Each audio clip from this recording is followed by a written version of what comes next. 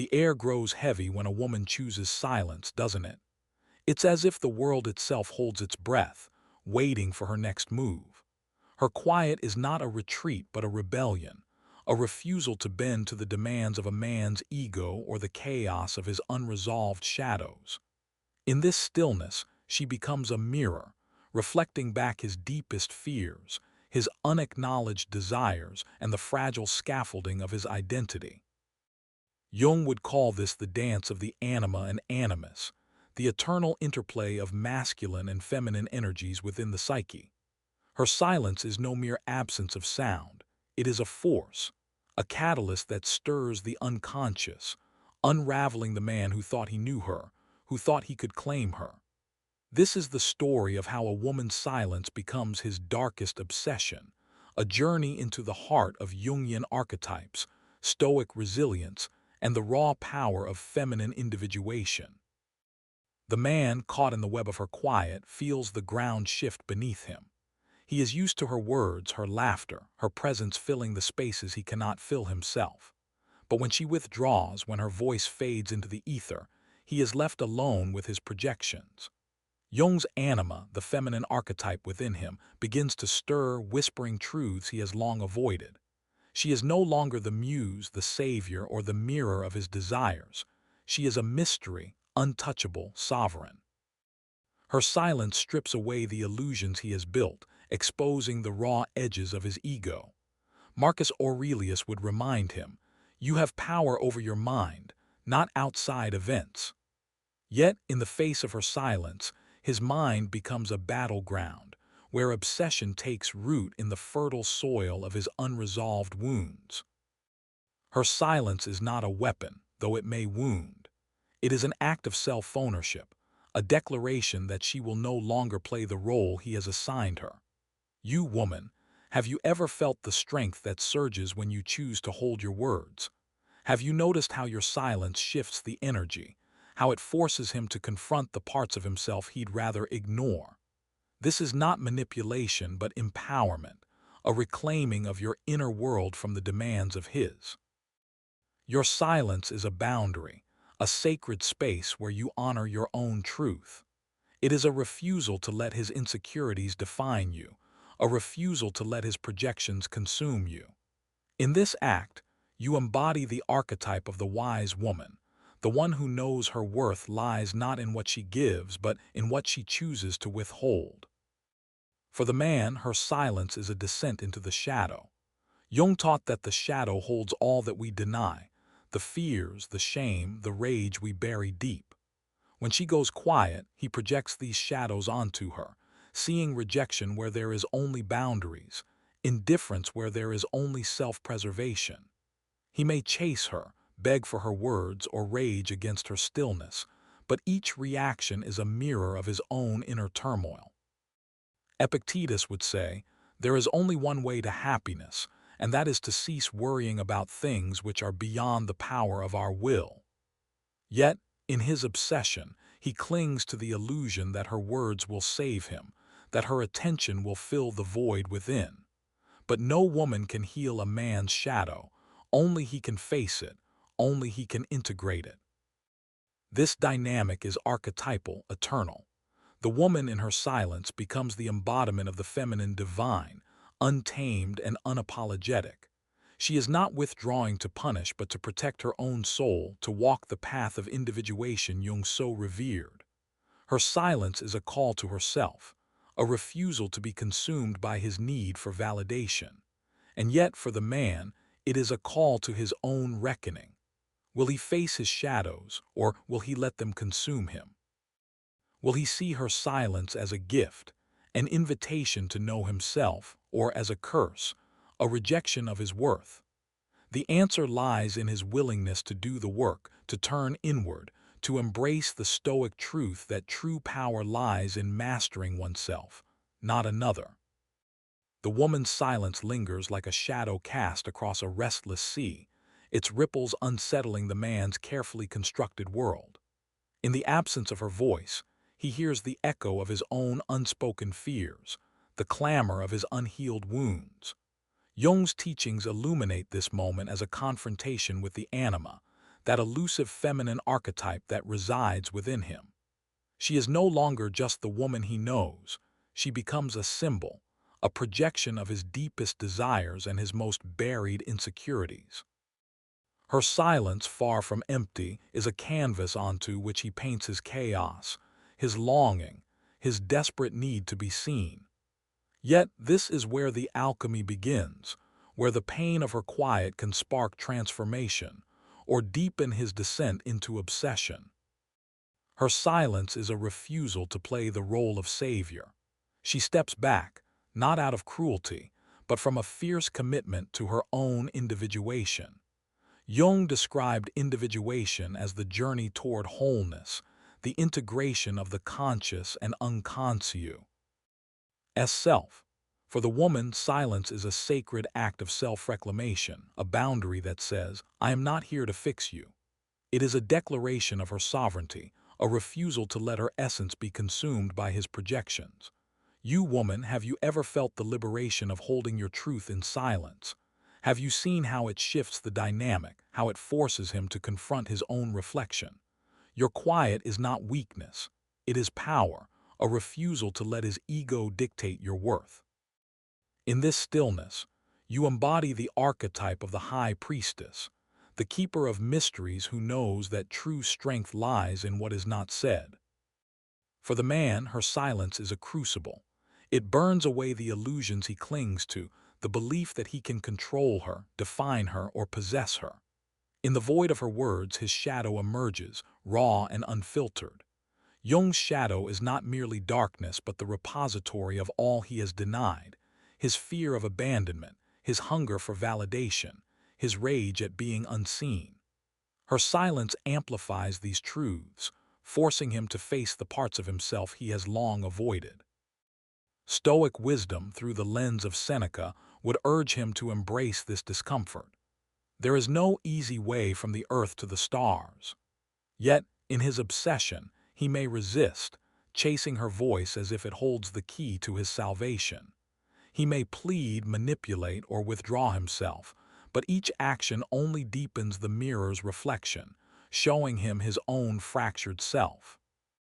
This dance is not merely personal but archetypal, a timeless interplay of masculine and feminine energies. The woman's silence is a call to her own inner work, a refusal to be reduced to a projection of his anima. She is not retreating but standing firm in her truth, embodying the Stoic principle of focusing only on what is within her control. Epictetus would nod in approval, reminding her, "You become what you give your attention to." By choosing silence, she gives her attention to herself, to her growth, to her wholeness. She is not responsible for his healing, nor can she be. Her silence is a gift, though it may feel like a wound to him, a gift that invites him to turn inward, to face his own shadow, to begin his own journey of individuation. But the man caught in the grip of obsession may not see this gift. Her silence becomes his torment, a riddle he cannot solve. He projects his fears onto her, seeing rejection where there is only boundaries, indifference where there is only self-preservation. His ego, wounded by her withdrawal, scrambles to regain control, to make sense of the void. Yet this is where the Stoic call to reason clashes with the Jungian call to the unconscious. He must choose. Will he cling to his projections, letting obsession consume him, or will he heed Marcus Aurelius's wisdom? The soul becomes dyed with the color of its thoughts. Her silence is not the cause of his pain but the mirror that reveals it. It is an invitation to face himself, to integrate his shadow, to step into his own power. The woman, in her silence, walks a path of fierce independence. She is not defined by his need for her, nor is her worth measured by his attention. Her quiet is a rebellion against the roles society and his ego would impose upon her. It is a declaration that she is whole, complete, and unbound. And in this, she becomes a beacon, a reminder that true power lies not in pleasing others but in knowing oneself. The woman's silence deepens, a quiet so profound it seems to pulse with its own life, like the heartbeat of the universe itself. It is no longer just the absence of words but a presence, a force that reshapes the space between her and the man who orbits her. In this stillness, she becomes an enigma, a living archetype that Jung would recognize as the divine feminine, untamed, unapologetic, and whole within herself. Her silence is not a rejection of him but a reclamation of her own essence, a refusal to be consumed by his projections or defined by his desires. Yet, for the man, this silence is a storm, stirring the depths of his psyche, where his shadows writhe and his obsessions take root. It is here, in this charged interplay, that the true dance of transformation unfolds. Her silence is a mirror, but it is also a forge. It tempers her, refining her sense of self as she walks the Jungian path of individuation. To individuate is to become whole, to integrate the conscious and unconscious, to embrace the light and shadow within. By choosing silence, she honors this journey, refusing to let her voice be co-opted by his need for validation. She is not hiding, she is standing in her truth, embodying the stoic wisdom of Marcus Aurelius. If it is not right, do not do it. If it is not true, do not say it. Her silence is her truth, a boundary that protects her inner world from the chaos of his projections. You, woman, have you ever felt the power of this choice? Have you sensed the strength that surges when you refuse to fill the void of his expectations? Your sigh. NCE is not a surrender but a declaration. You are enough, exactly as you are. For the man, her silence is a confrontation with his own fragility. Jung's concept of the anima looms large here, as the woman becomes a projection of his inner feminine, his muse, his mother, his lover, his savior. But when she withdraws her words, she shatters the illusion that she exists to complete him. His ego, so accustomed to her presence as a mirror for his desires, flounders in the void. He may chase her, desperate to reclaim the comfort of her voice, or he may lash out, projecting his pain onto her silence. Yet this is where the Stoic philosophy of Epictetus cuts through. You have power over your mind, not outside events. His obsession is not her creation but his own, born from the shadows he has yet to face. Her silence is merely the catalyst, the spark that ignites his inner reckoning. This dynamic is archetypal, a timeless struggle between the masculine and feminine within and without. The woman, in her silence, embodies the archetype of the sovereign, the one who knows her worth lies not in what she gives but in what she is.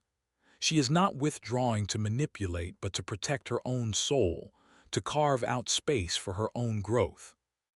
Her silence is a refusal to be reduced to a role in his story, a rejection of the societal scripts that demand she soothe, nurture, or sacrifice herself for his comfort.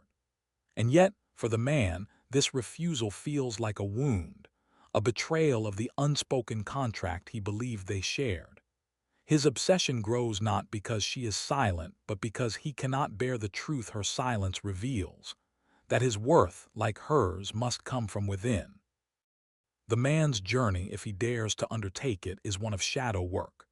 Jung taught that the shadow holds all that we deny, our fears, our shame, our unhealed traumas.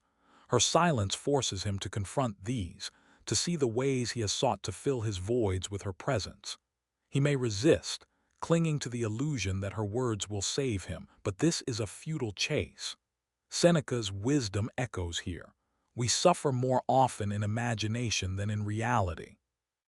His suffering is not her silence, but his refusal to face himself. If he can turn inward, if he can embrace the discomfort of his own shadow, her silence becomes a gift, an invitation to integrate his anima, to find wholeness not in her but in himself. The woman, meanwhile, walks her own path, unburdened by his projections. Her silence is her sanctuary, a space where she can listen to her own soul. She is not defined by his need for her, nor is her power diminished by his obsession. In her quiet, she finds clarity, strength, and the freedom to be fully herself. She is not waiting for him to understand her. She is living for herself, whole and unbroken. The woman's silence grows sharper now, like the edge of a blade honed by intention, cutting through the illusions that once bound her to his expectations. It is a silence that vibrates with power, a stillness that speaks louder than words ever could. In this quiet, she becomes the embodiment of Jung's archetype of the wise woman, the one who holds the mysteries of the universe within her, unafraid to stand alone in her truth. Her silence is not a retreat but a revolution, a refusal to be consumed by the man's projections or diminished by his need for control. For him, this silence is a vortex, pulling him deeper into the labyrinth of his own psyche, where his shadows dance and his obsessions tighten their grip. Yet, within this tension lies the potential for transformation, for both the woman who wields her silence and the man who wrestles with its weight. Her silence is an act of radical self-ownership, a step toward Jung's individuation, where the self is forged through the integration of light and shadow. By withholding her voice, she creates a sacred space for her own soul, a sanctuary where she can listen to the whispers of her own truth. This is not about punishing him, but about honoring herself, refusing to let her essence be shaped by his desires. You, woman, have you ever felt the fire of this choice, the way your silence can carve out a space for your own becoming? Have you seen how it shifts the air, how it forces him to face the void he's tried to fill with your presence? Your silence is not a weapon but a shield, protecting the sacredness of your inner world. It is a declaration that your worth is not contingent on his approval, that your power lies in your ability to choose yourself. For the man, her silence is a mirror that refuses to flatter his ego. Jung's anima, the feminine within him, stirs restlessly, demanding to be acknowledged. Her quiet strips away the roles he has assigned her, muse, savior, lover, and leaves him face to face with his own unresolved wounds. His obsession is not born of her silence, but of his refusal to confront his shadow, the parts of himself he has buried beneath bravado or denial. He may project his pain onto her, see. In rejection where there is only boundaries, abandonment where there is only self-preservation. Yet the stoic wisdom of Epictetus cuts through the haze. It's not what happens to you, but how you react to it that matters. His suffering is his own creation, a product of his resistance to the truth her silence reveals, that he must find wholeness within himself, not in her. This interplay is archetypal, a dance of masculine and feminine energies that transcends the personal and touches the eternal. The woman in her silence embodies the archetype of the sovereign feminine, untamed and unapologetic. She is not withdrawing to manipulate or control, but to protect her own journey toward wholeness.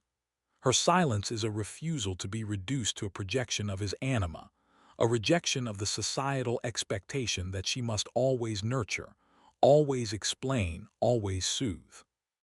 Marcus Aurelius would commend her focus on what lies within her control. The happiness of your life depends upon the quality of your thoughts. By choosing silence, she chooses herself, aligning with the Stoic call to master her own mind and heart. The man, meanwhile, stands at a crossroads. Her silence is a challenge, an invitation to do the shadow work Jung so fiercely advocated. To face his shadow is to confront the fears, insecurities, and traumas he has long avoided. Her silence does not cause his pain, it illuminates it, forcing him to see the ways he has sought to fill his voids with her presence. He may chase her, desperate for her words to restore his sense of control, or he may retreat into anger, projecting his wounds onto her quiet. But if he dares to turn inward, if he embraces the discomfort of his own shadow, her silence becomes a catalyst for his own individuation. Seneca's words ring true. Difficulties strengthen the mind, as labor does the body. Her silence is not his enemy but his teacher, guiding him toward a deeper understanding of himself. The woman in her silence walks a path of fierce autonomy. She is not defined by his obsession, nor is her power diminished by his struggle. Her quiet is a space of clarity, a place where she can hear her own soul's voice. She is not waiting for him to understand her, nor is she seeking his validation. She is whole, complete, and free, a beacon of feminine power that shines without apology.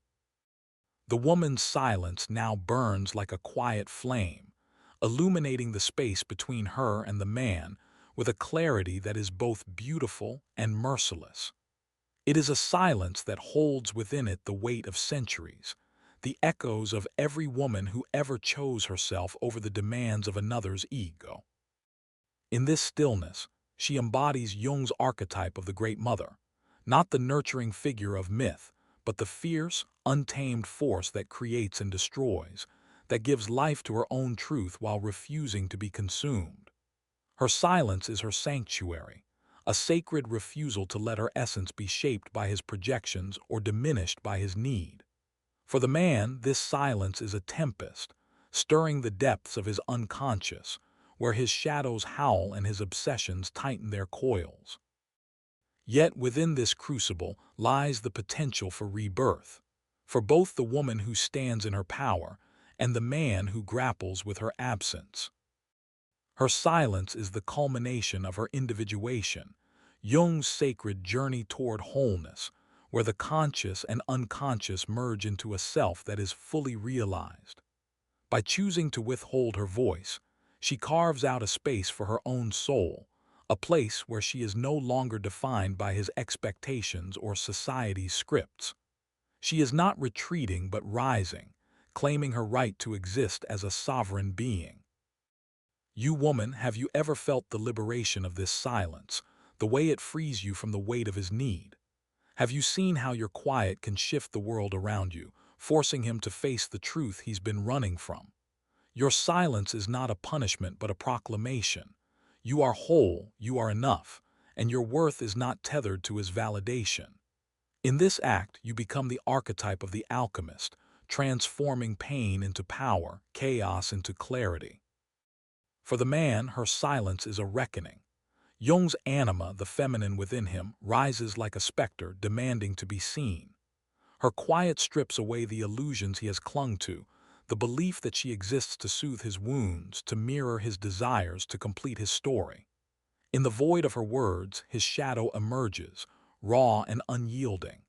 He may see her silence as rejection, as cruelty, as a betrayal of the unspoken bond he thought they shared. But this is his projection, his refusal to face the truth that his pain is his own. The stoic wisdom of Seneca cuts through. You suffer more in imagination than in reality. His obsession is not her creation but a reflection of his own unhealed wounds, his own refusal to integrate the parts of himself he has buried.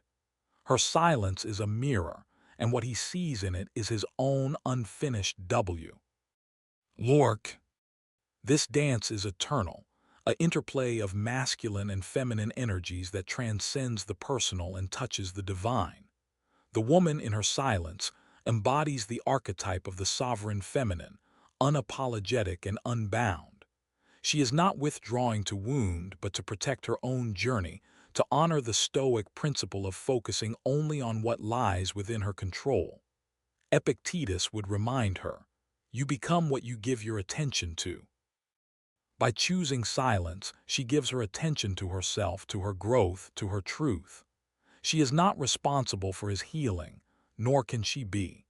Her silence is a gift, though it may feel like a curse to him, a gift that invites him to turn inward, to face his shadow, to begin his own path toward individuation. The man stands at the edge of transformation.